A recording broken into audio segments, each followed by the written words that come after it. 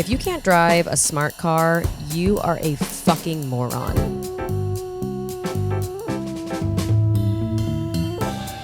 Also, my dumb bitch of a best friend got summoned for jury duty. I'm like, okay. So she's not here. So if you can't hear anything, nor if I'm not in focus, it's out of my control here. Okay. I'm having to raw dog this situation today by myself.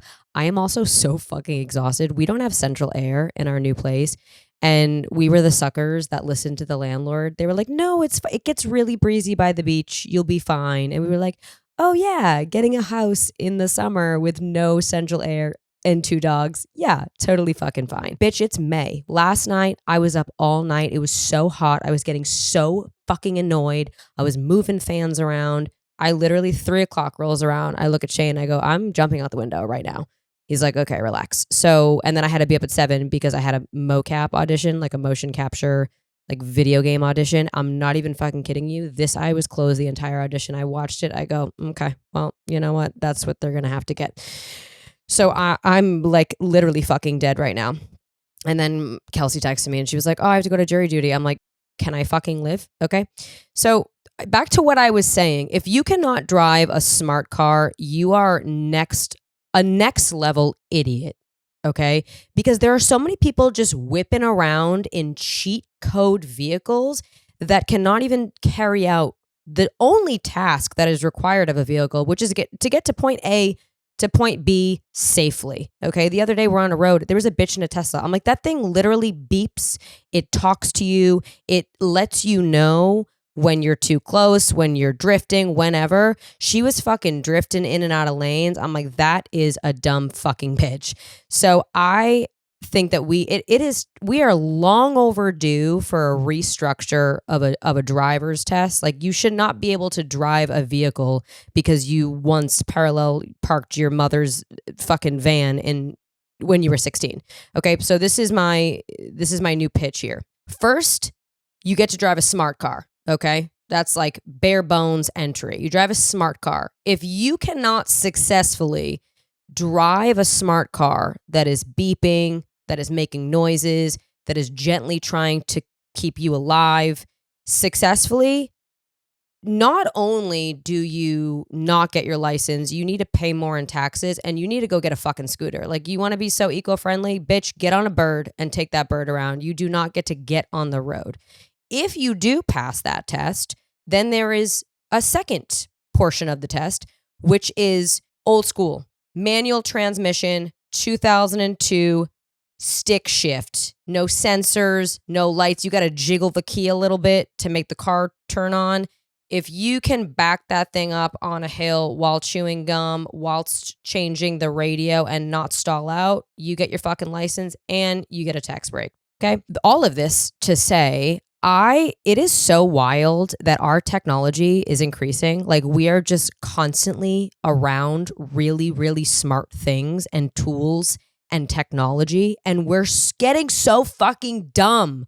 And it drives me nuts because I'm also getting fucking dumb. You would think having ChatGPT, having smartphones, smart cars, smart fucking people would make for a lot of smart bitches. It's not. I literally Googled the other day, how do you spell restaurant? Actually, I couldn't even spell the word restaurant to put it into the Google search. Thank God Google was like, don't hurt yourself. Did you mean restaurant? I'm like, yeah, I fucking didn't mean, I wrote like, how do you spell restaurant? I had like a stroke in the middle of it. Thank God Google was like, don't hurt yourself.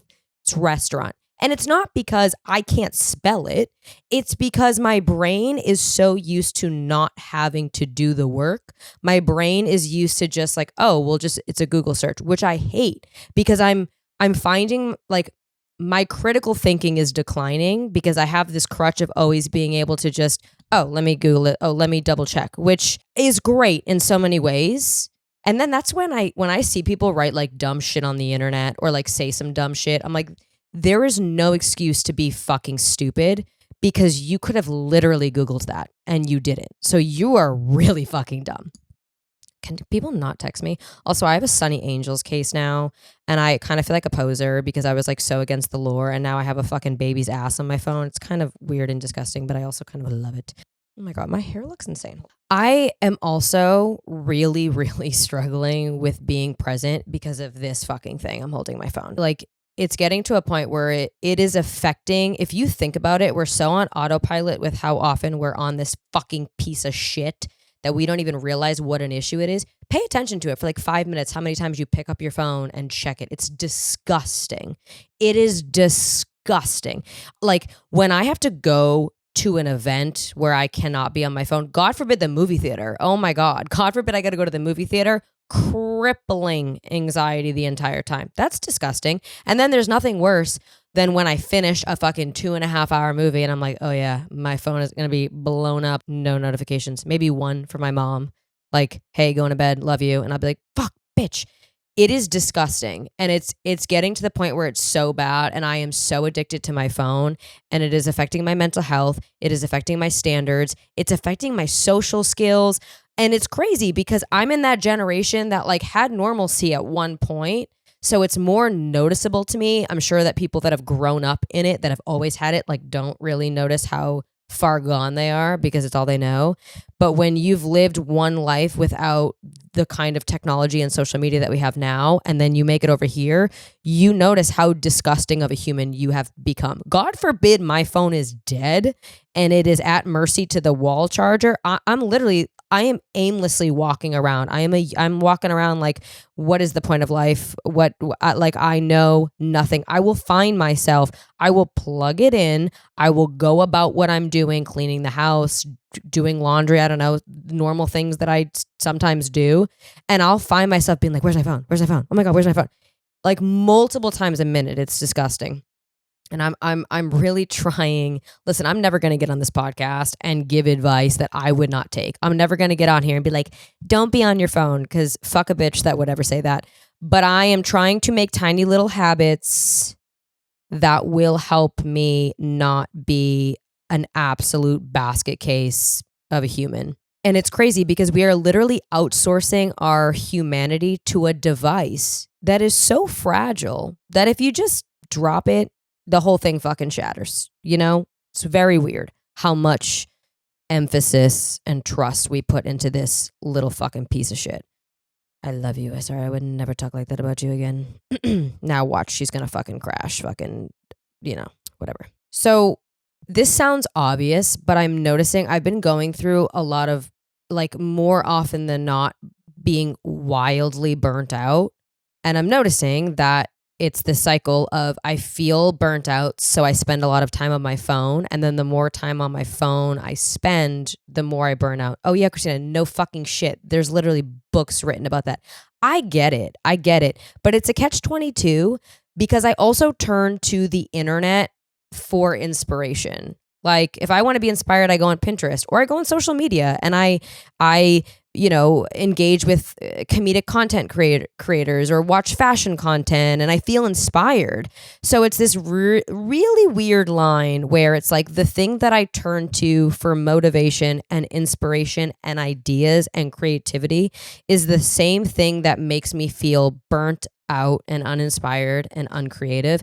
And the reasoning is fucking boundaries. I'm always on here like, I need to make boundaries with my family. I need to make boundaries in my job. No, I need to make boundaries with this fucking thing in front of me. Like, this fucking thing in front of me is the number one thing that I need to make boundaries with. But I'm like, no, my God, it's fine. It's fine. Like, I'm constantly convincing myself that I don't have a severe addiction. Speaking of, now my fucking laptop, I'm opening it. It's a black screen. It's giving me the spinny wheel of death. See, now like fucking Steve Jobs is rolling over in his grave and he's shutting down all my devices. Okay, sorry, we're back. Sorry, Steve. But yes, it's boundaries, because it's never like, oh, I'm going to go on Pinterest for 10 minutes to try to find a recipe for fucking baklava.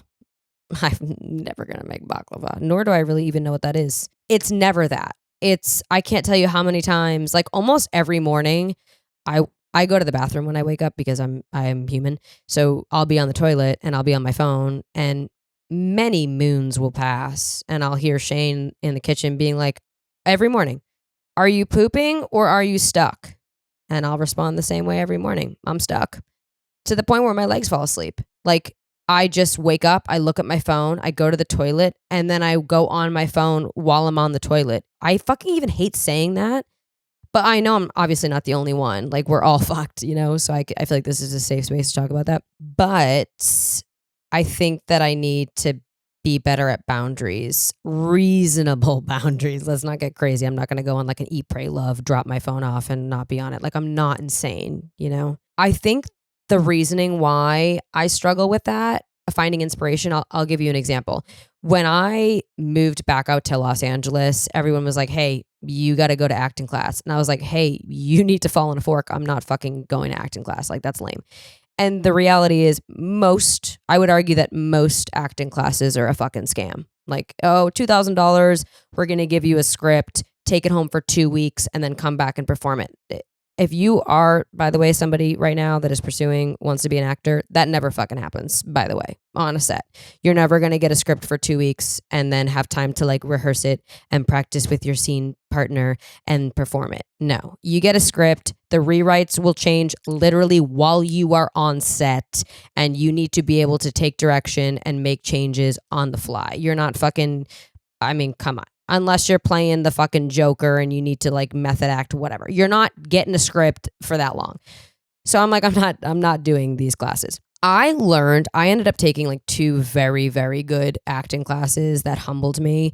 And why I now recommend a good class, not just taking any fucking class, because a lot of them are scams. Like when they make you sit around a circle and they make you trauma dump until you cry. Weird fucking shit. We're not doing any of that shit, okay? I recommend taking classes for anything that you do, not just acting, because where I learned the most wasn't when I got up and performed.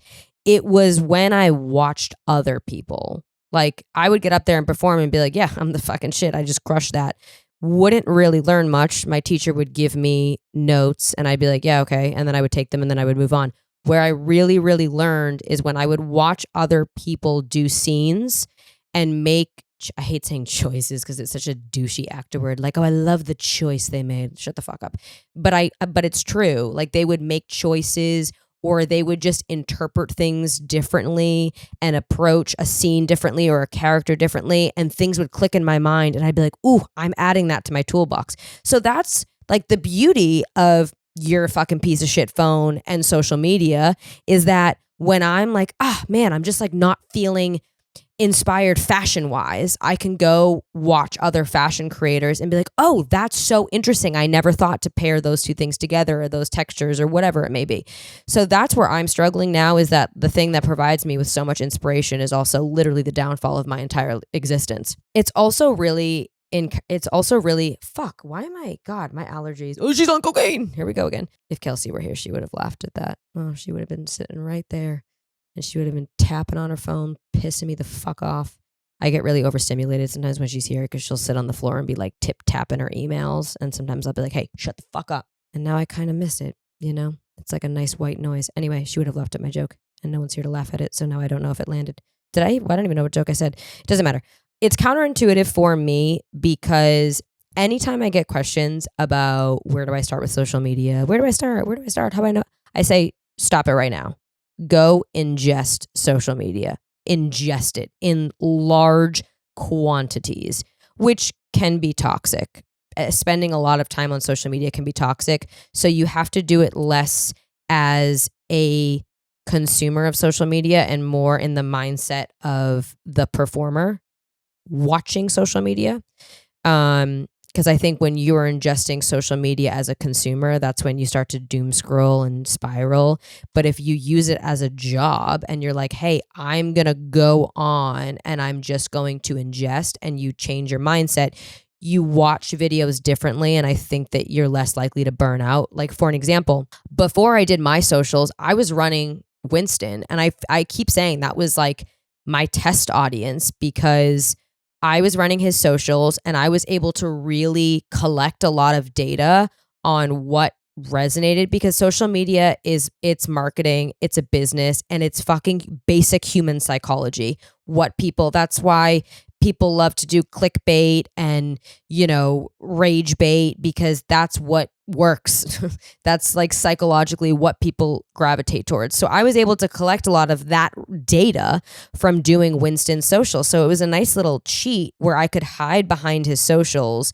And I remember going on and just scrolling, and I would literally, because I make notes on my phone about everything. I say this every episode, but I really recommend make notes, like write things down. If you see something that inspires you, if you see something that annoys you, you never know what kind. And now I have a podcast, so I can like use all of this, but you never know what you're going to do down the line that you wish you had remembered those things. So I used to literally make notes. I would go on social media with the mindset of I'm going to ingest. I would go on social media, I would start scrolling. And if a video had a really great hook, I would make note of it. If I watched, God forbid, a brand deal from beginning to end, I would ask myself, why did I just watch that? I knew it was sponsored content.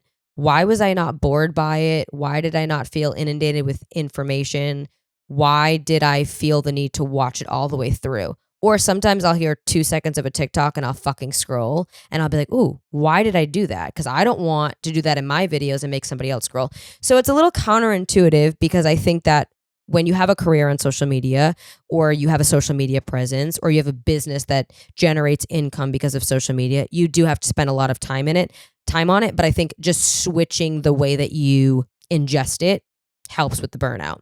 So when my burnout comes from when I'm in consumer mode, not when I'm a performer collecting intel, if that makes any sense. Another reason, but like, what is on my fucking face? Sorry, guys. Again, I'm like, I think I'm actually still dreaming. This morning when I had my ADD, here we go. This morning I had like a pitch. I'm doing like a little bit of a collection with a company and I had to come up with ideas. And my manager was like, wow, you pulled all those ideas quick. I go, I think because I was dreaming because I never hit fucking REM last night that I think I was just dreaming. I was just spitting out ideas. I was like, I'm gonna be honest with you. I did not show up to this call with any ideas, but I think I just like slipped into sleep mode. The other reason why is that the inevitability is that we are more comfortable online than in person, which is wacky and weird. Psychologically, we are evolving to understand the nuances of this thing. I'm holding my phone rather than in-person interaction. This thing in my hand is considered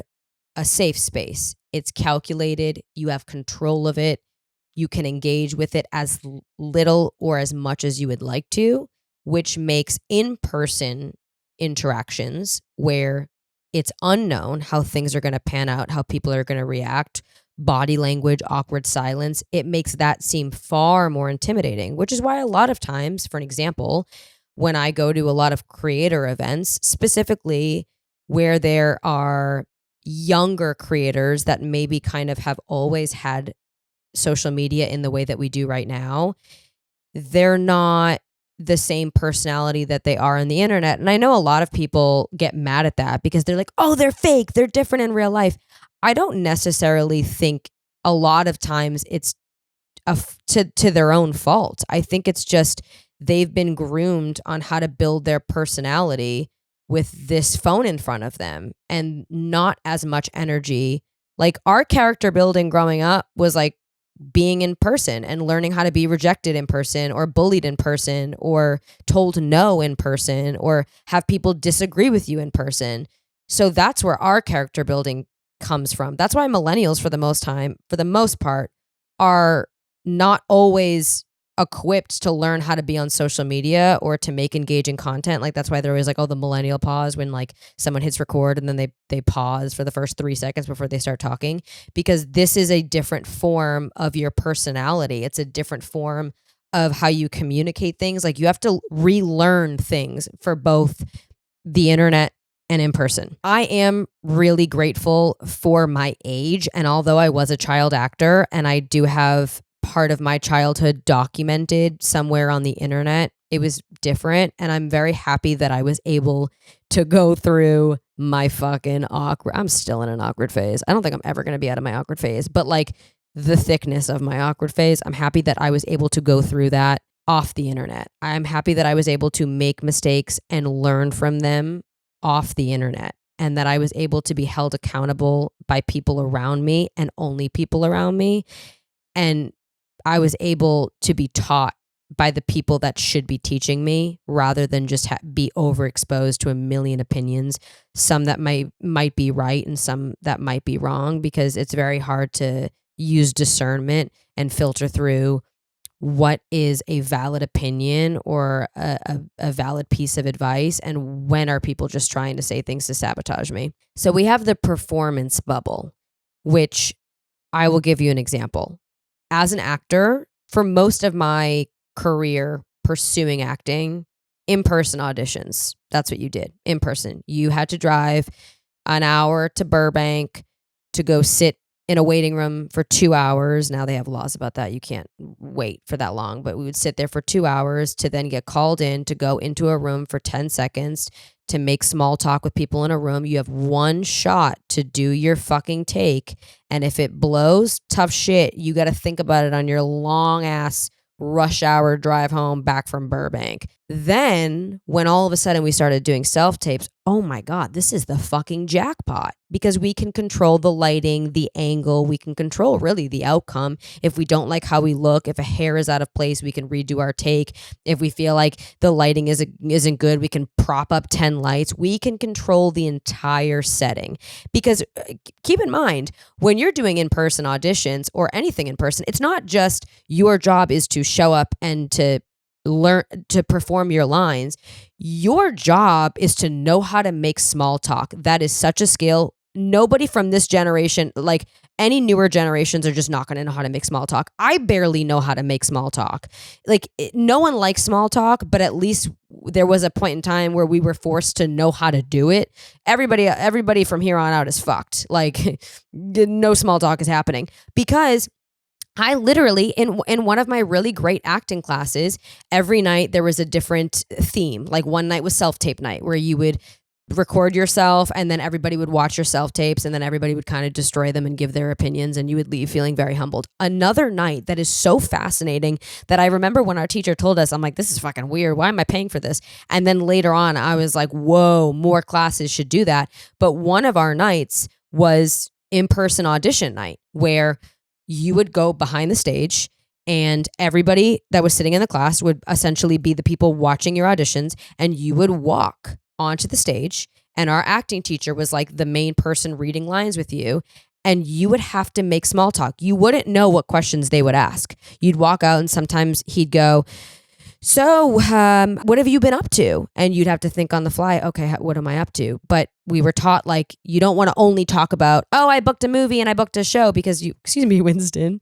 because you want to show that you're well-rounded. So that was another thing. Like, don't come in and just talk about all the shows that you're booking.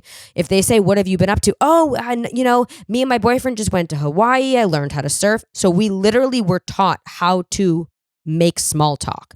So when shit went to fucking self-tapes, the relief, yes, was that we can control the submission and the actual lines on the paper.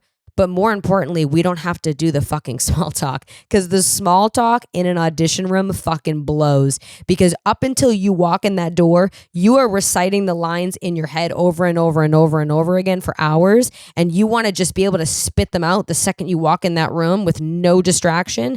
But sometimes you go, oh, hi, how's it going? Okay, if you can just wait, we're going to set up the camera. Yep, you're going to be reading with Sally. Sally's over here. Oh, and then by then you're like, fuck, I forgot the whole fucking thing, but I gotta get into character and do this in one take. So not having to do the small talk was amazing. That is what's going on social media. You have control. You don't have to deal with the potential, dude, get comfortable. Sorry, Winston please I want you to be as comfortable. Perfect. He's a literal fucking radiator. All right, I'll just scooch over here. Thank you. I'll be out of frame in my podcast, Winston. But now we get to curate our delivery, our response. There's no real-time feedback. And if there is, you don't have to engage with it, right? If you're talking to someone in person, I just had this experience at an event where I went up to somebody that I knows me, and I was basically we were going to have a moment where I was like, oh, I haven't seen you in so long. And it was this really awkward moment where they just stared at me as if I was like fucking nuts. And I wasn't prepared for it. I thought I was going to go into this and they were like, oh my God, I haven't seen you. How have you been? And that was the conversation that I had prepared for. And then that wasn't the conversation that happened. And there was awkward silence. And I remember thinking, oh my God, I haven't dealt with awkward silence in so long. I wanted to crawl into my fucking skin and like shit out my asshole. Like it was terrible. And I had to just sit there and embrace it. But like, it was a good reminder that fuck, man, it's so important to make sure that you're still having in-person interactions, because it's essentially a muscle to be able to deal with awkward silence, eye contact, body language, rejection, whatever it may be. Those are skills. And especially when you're in the job force, you need to make sure you are working that muscle. And like another example of working that muscle, COVID happened. And so like I used to be able to memorize on a fucking drop of a dime because I was reading auditions all of the time and the turnaround was so quick. You would get a 7-page script that you had to turn over the next morning, and then you'd get a 12-page script that you had like 2 days to prepare for. And mind you, you're still trying to get into character and understand the tone of the project and whatever it is. It's a lot of moving variables. And at the height of my auditioning career, not my acting career, my auditioning career, I could memorize so much in such a short amount of time. When COVID happened, I wasn't reading scripts. I wasn't reading sides. I wasn't auditioning because we were shut down. So back then I was a better human and I was more responsible. And I remember thinking, this was actually like, oh my God, like I feel like I've regressed, because I was smart enough to say, okay, acting is not happening right now, but it is going to happen eventually. So I need to make sure that I am still working the muscle, like going to boxing or going to the gym or lifting weights, so that when everything opens back up, I don't completely lose that muscle. So what I used to do, number one, I had this app called Luminosity. I'm assuming it's still a thing. I need to get it back, actually. I used to have it on my iPad. Every morning, it would give me a 15-minute. It's fun. It's like interactive games, memory. It works basically the right and the left part of your brain. And I would just do 15-minute quote unquote workouts every morning to keep my brain really fucking sharp. Other people do crosswords, Sudokus, like Sudoku, whatever it may be. Like there's definitely a million ways that you can be working your muscle, but your brain is a muscle and we always forget about it. Then I would actually, when I would take a shower, I would let my conditioner sit in my hair. I would read the back of the shampoo, the body wash, the conditioner bottles, and I would memorize the ingredients in order. Like I'd say, okay, I'm going to memorize the first 15 ingredients in order. I'd read them a couple times. I'd put the bottle down. And as I was massaging my hair and washing everything out, I would like recite them. I would never do that shit now. Now I'm like way too exhausted. But that's also how fucking horny I was to be an actor, is that I would do douchey fucking dumb shit like that. I would never do that now. But anyway, it's a muscle. So when I was in the situation the other day, after spending so much time at home by myself doing this podcast where I'm not having really any human interaction, it was, I found myself get awkward. I never get awkward. And I was like, oh my God, I forget how to not be awkward. Even this morning, I had my first audition where I had to memorize lines. I didn't have to read off a sheet. It was a self-tape audition. My first one in a couple of years. And I could not memorize these fucking lines. And I was getting so frustrated with myself. And this phone, again, is not keeping me sharp, because anytime I have a question, why is my poop green? Oh, let me just Google it. You know what I mean? Like it's fucking, or even when I'm having a conversation with somebody, like it's never just, hey, how you doing? Good. How are you? Good. I'm shitting green. You know what I mean? That's never the conversation. The conversation is like, oh my God, did you see this video? Let me pull it up. Actually, oh my God, wait, you didn't see it? Okay, hold on. I have to find it. Like fucking obnoxious. And then if my phone is dead, we're not talking about anything. I think this is also why the younger generations, and I'm not shitting on the younger generations, guys, okay? Millennials, we have our qualms. Like we can be fucking assholes. We have our own issues. Trust me. And you guys remind us. So, you know.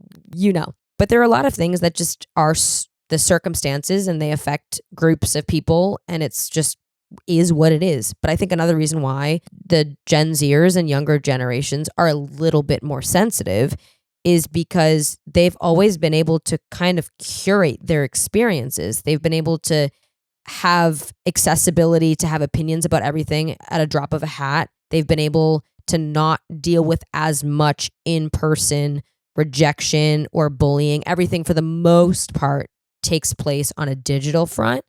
I'll give you an example. I made a video the other day. I didn't realize this was really controversial, but I made a video. Now, mind you, my whole 99% of my shit is not serious. Like, if you're an asshole, I'm going to think you're an asshole. You know what I mean? Like, I'm not going to judge you for doing something that's different than me. And I accept that you will judge me because sometimes I'm a dick. But like, my page is not serious. And if you follow me, you know that. I'm just like, whatever. And almost every time when I go to Fashion Week, they always ask me like, what's your fashion ick? And I always say, do whatever the fuck you want. Because really, you should do whatever the fuck. That doesn't mean that I'm not going to think it's ugly. Like, let's not get crazy. Just because I say wear whatever you want. Yeah, wear whatever you want. Don't change for anybody. That doesn't mean I'm gonna love it. You know what I mean? Like, let's be fucking honest. The same vice versa. I wear fucking pimple patches all over my face. I'm not expecting you guys to get horned up about it. I made a video, Drake song, where he goes, I don't be giving no fucks. Okay. I did that audio, and the text on the screen was when somebody's talking to me, but they were wearing Golden Goose sneakers. I didn't think anything of it. And I said, I don't be giving no fucks. Most people were like, yeah, fuck yeah. Finally someone said it. But then a lot of the people that wore them were a lot of Gen Zers and younger people. And they were like ruthless. Like, oh, jealous much? You're such a hater. But I'm unfollowing you. I thought you were. And I'm like, dude, the sneakers are ugly. Like, but don't change. You're not going to convince me that like $800 dirty ass sneakers with like a fucking glittery star that looks like it was from Limited 2 is cute. You're not going to convince me of that. I'm not on here saying you shouldn't fucking wear them. And also, it's not that serious. I'm kidding. But I'm learning that anytime I get like pitchforks at me, it's usually the younger generation or it is the Karen millennials. It's like a toss up. And I understand why. It's kind of because that they are a little bit more sensitive because they've grown up in a little bit more of a bubble than we have. Again, they have their own issues and stuff as we do, but that's just something that I've noticed. Then there's digital validation versus real human risk. So on social media, the likes, the shares, the views, it's quantifiable. Quantifiable? Yeah, sorry. It's a quantifiable affirmation, right? It is immediate validation or not validation. Whereas the feedback loop in person can be a little bit slower. It can be a little bit more unknown. It can be a little bit more random. That's the good and bad thing about being an actor is that pretty much with acting, you send your self-tape into the abyss and then you fucking wait. And you wait and wait and wait. And 9.99999% of the time, 99.9% of the time, you're not going to get it. So in the beginning, it's crippling because you send it out and you go, oh my God, I'm not going to hear about this for 6 months. But then it gets to a point where it's kind of freeing because that feedback loop is so long and there's like nothing you can do besides just wait. So you just get to a point where you're like, I'm throwing the shit out there and I'm going to forget about it. Where sometimes because things are so immediate on the internet, that causes me stress.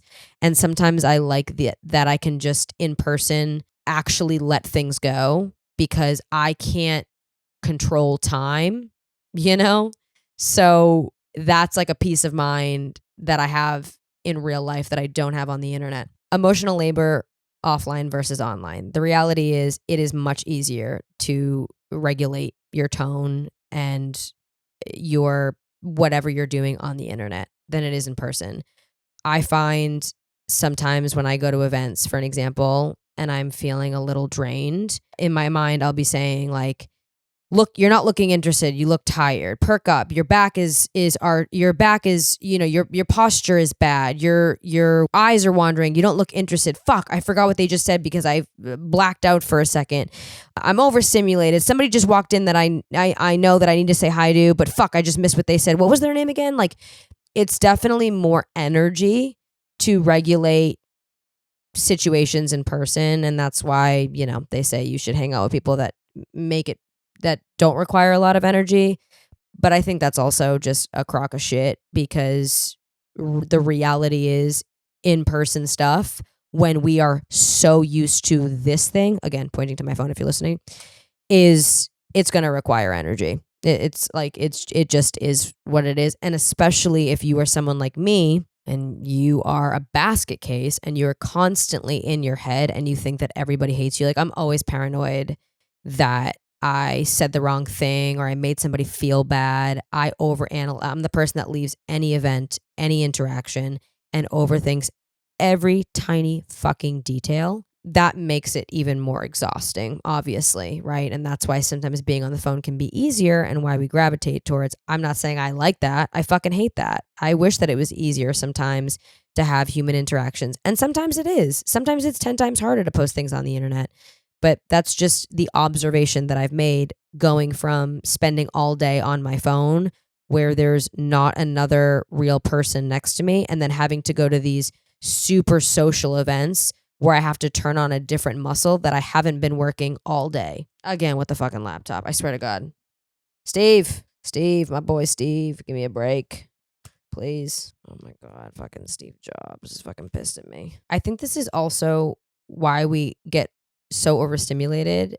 I posted a video at Coachella, which if you follow me, you saw because it is like the only video that anybody saw because everybody came up to me at Coachella and they were like, did you poop? And I'm like, what? And they're like, your video. I'm like, oh, yeah, I did. And that porta potty actually. But my friend is taking, the bitch who's at jury duty is taking a video of me and I'm overstimulated. And I'm like, I'm overstimulated.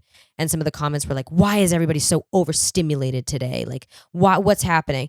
I just think that's the inevitability is when you go from being on your phone to being out in public and there's a lot of stimuli and it's not just the light on your phone and you're dealing with noises and sounds and people and interactions and feeling burnt out and whatever it may be, it's fucking overstimulating. So now we get to this part of the podcast where I'm going to try to correct behavior that I genuinely notice is negatively affecting me. Okay. That's like, there has to be some conflict resolution here. I can't just get on here and be like, I'm addicted to my phone. I'm a piece of shit. Bye, everybody. See you next Thursday. Again, I like being alone. I spend a lot of time by myself. I self-diagnose myself. Again, I'm not saying this is healthy. I'm not saying I have a healthy relationship with myself or just being a person.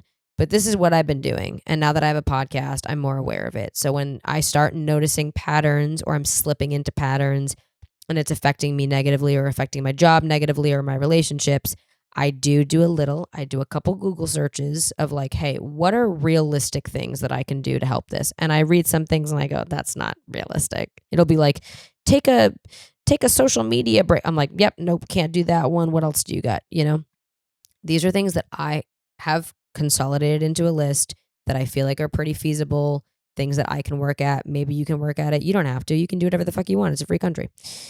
So my first one is phone boundaries. Look, I'm not going to be like, you guys need to go fucking Amish. Like, boundaries, okay?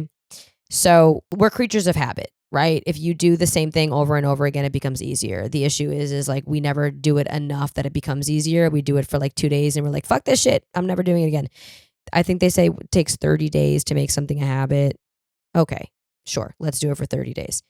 My thing is going to be to not be on my phone the second my eyes open in the morning, which is very hard because I have to take it out to shut off my alarm 10 times. And I'm already there. Oh, shit. Oh, I got 17 fucking emails. Might as well read those. I'm not going to do that anymore. So this is what I'm going to do that is feels like it could be feasible for me. I'm going to get up in the morning. I am not going to look at my notifications. I'm going to shut off my alarm. I'm going to scream at the top of my lungs, fuck, another day. And then I'm going to go take my pee. I'm not going to be on my phone on the toilet. I'm going to leave the bathroom. I'm going to make my lemon water and I'm going to have my coffee. Then I will go on my phone. That's not hours. That is literally probably the first 30 minutes after my eyes open. I can do that. That is what I'm going to start doing. I have boundaries with this thing. I'm going to do it for 30 days. And then hopefully at the end of 30 days, it just becomes a habit because now I've already made it a habit to fucking grab this thing. It's like I do it literally, my phone won't even be on me and I'll find myself grabbing it. So I just need to retrain my brain a little bit. That's number one. Number two, I have Retrain your brain to find joy in real time. This is the most important one probably to me. I hate that I get so overstimulated now.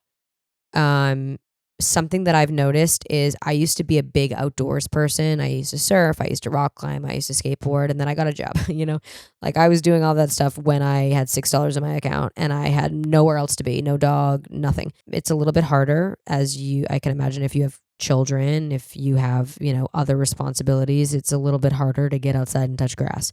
But I will say I went on a hike. I've now gone 2 weekends in a row. I went for the first time, I'm not even kidding you, in like maybe a year, like a real hike, being outside.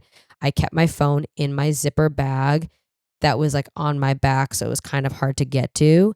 And I'm not even kidding you, 3 minutes into this hike, it was on the ocean. I could breathe air that wasn't totally dirty. I mean, it's California, so like, take that with a grain of salt. Southern California, so take that with a grain of salt. I had the dogs and I took a breath. I went, I'm like, whoa, I don't think I've actually taken a breath this week. And I looked at Shane. I go, I need to do this more. I already felt so much relief. I was feeling so anxious. I was feeling so burnt out. That fucking changed my perspective. I was like, okay, that reminded me I need to do more of that. So that's something that I'm going to be doing. Retraining your brain to find joy in real time. I've gotten to a place where more times than not, people piss me the fuck off, which I hate because I'm a social person. Or I go into things with the idea of like, this is going to piss me off. This person's going to annoy me. I can't be bothered. I hate that I get like that because that's not really who I am. I am to some extent a social person and I love people, but I feel like I've had bad experiences recently that have kind of made me a little jaded, where now anytime I get into a conversation, I'm like, this is going to fucking piss me off. I need to be aware of that because naturally, if you go into a situation thinking something, it's probably going to happen. I think part of that will be actively listening. A lot of us don't listen. We think we don't. The second we get into a conversation with somebody, we forget their name because we're in our head, we're like, hi, my name is Christina. Hi, my name is Christina. Hi, my name is Christina. Shit, what was their fucking name? Like, you don't need to remind yourself what your name is, like if I can be more mindful and more present and actually listen to people, I feel like more times than not, most of us listen in terms of responding rather than just listening. Like I'm always trying to think of what my next response is going to be. I think that also just comes from being an quote unquote performer where like, I'm like, okay, I need to make this funny or I need to, break the silence or the awkwardness. And like, sometimes I just need to learn to listen and not feel that pressure. Good luck. It says, I wrote, the more your nervous system learns that in-person moments can be safe and rewarding, the less we will crave that online validation or that online addiction. I actually stand by that. Next one I wrote, practice being uncurated. I think we're already doing this as a society, which actually I love. I fucking love that being unaesthetic is trendy. Thank God. I think that was a big reason why I was anti getting on the internet for so long, because when the internet was like, when bloggers were big and influencers were big, everything was very curated and I didn't relate to that. And then luckily being a hot mess kind of became trendy. And I was like, thank God, my people. But I think practice being uncurated. This goes for the millennials. It's you fuckers that don't know how to be uncurated. The Gen Zers, they'll post a picture of their like dirty ass salami sandwich and they'll be like, oh my God, great lunch, LOLs. The millennials have to be so curated because when the internet was like our time, everything was really curated and we were brought up with like, the permanence of the internet. Everything is on the internet forever. So make sure everything that you're posting is perfect. Nah, don't. It's fucking exhausting. You know what I mean? Like if you can just not stress about being so curated, I think that alleviates a lot of the stress and the burnout. Also, part of that is practicing not capturing content. That one's really hard for me. I went to dinner the other night and like didn't take one photo of anything, which sounds disgusting, but it's just become a habit. And I don't make it like, I literally will be like, oh, take a photo of my food, put my phone down, and then I'm not on it. Like I'm not that person that's like editing photos at dinner or like obsessively on my phone. Like I think that's so douchey, but I always capture at least one photo of like, a bathroom selfie or like, the matches on the table or whatever it is. And I went to dinner the other night and didn't do it. And I was like, wow, that was like kind of freeing. This one, which if I could recommend that we all do one thing together, it would be this one. Get bored on purpose. This is the hardest one for me because I don't know how to have free time. And the second I have any sort of free time, I fill it with stuff. Fill it. Okay, I don't want the free time, right?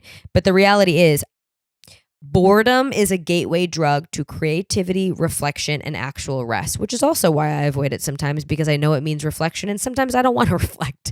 Sometimes I don't want to think about what's going on. If you can let yourself be bored without reaching for your phone, I can guarantee you'll have some great ideas. And it's true. I have done it. I know that when you are bored, or when you're not thinking about work or in work mode, or not in social media phone mode, ideas come up. For an example, I was taking a shower last night. That's a time where I'm forced to be bored.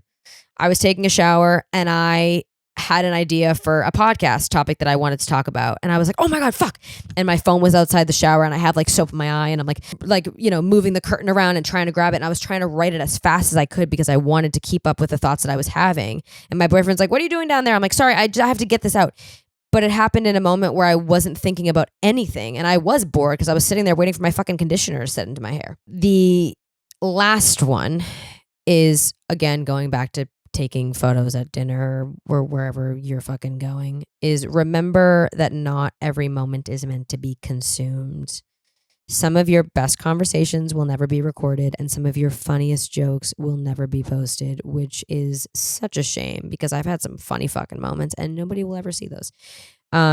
It's not failure. It's just being alive. You know, I have two very dear friends that are writers, and they're such wonderful writers, and I attribute that to their zest for life. They're not social media content creators, and sometimes I envy them for that because their brain is a little bit wired differently. Like they'll go to dinner and not take photos of things, and sometimes I kind of envy that because there was a time in my life where I kind of did that too. But nevertheless, I'm very grateful for what I do. So I need boundaries, and I need, to moderate it. Nevertheless, I attribute the fact that they're such great writers because they experience life. Like they go out, they say yes to things, they go with the flow, and they always have stories. Every time we get dinner, I'm like, what's the tea? And they'll have like the most crazy story. Like one of my best friends, she's like, oh, I was going on a date with a guy and he didn't want to meet up till 8.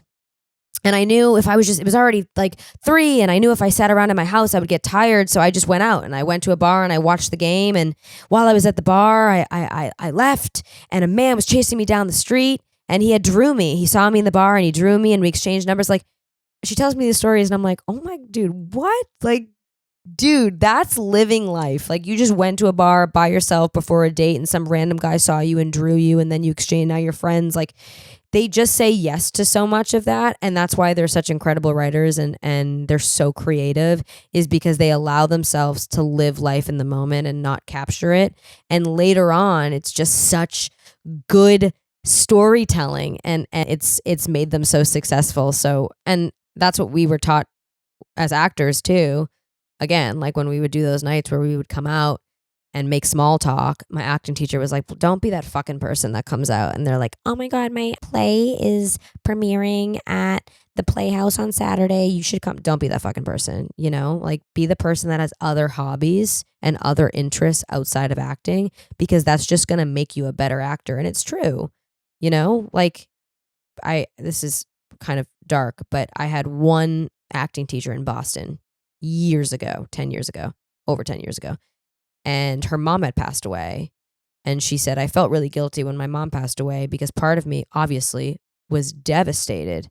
But then the actor in me, after I kind of grieved that, the actor in me, this like thought came into my mind where I said, I now can put a tool in my toolbox that I didn't have before. Now when I do a scene where I have to channel something sad, or I have a scene where the character loses something that's so important, I now have a real tool that I can reference. Probably not the healthiest as an actor, but we do it, But it was fascinating to me that I'm like, oh my God, all these little moments that happen in life, they're part of your toolbox. Anyway, with that being said, I love you guys. Oh my God, I did this by myself without Kelsey. Fuck you, Kelsey. Just kidding. I love her, but she's at jury duty, so that sucks. I love you guys so much. I really, this week, my parents are coming into town. I don't know when this episode, you're not going to hear this episode until like weeks after they leave. So hopefully I'm not dilapidated by that episode. But that being said, that's like a perfect week to try to not limit my social media, but change how I ingest it and how often I ingest it and have boundaries. And I'm going to do the phone thing in the morning. I'll report back, let you know how it goes.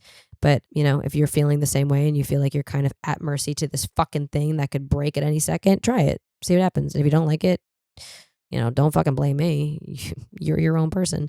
I love you guys so much. Again, if you're not following us, we're Life's a Joke pod _pod, I think. And on Instagram, we will be asking you guys to submit questions, advice, screenshots. So please make sure you're following and check our stories, as we will be asking for that stuff weekly. And I love you guys. Have a great weekend. Pop off, sis. All right, Win. We did it. Yeah, buddy. We did it. He doesn't give a fuck. I love you.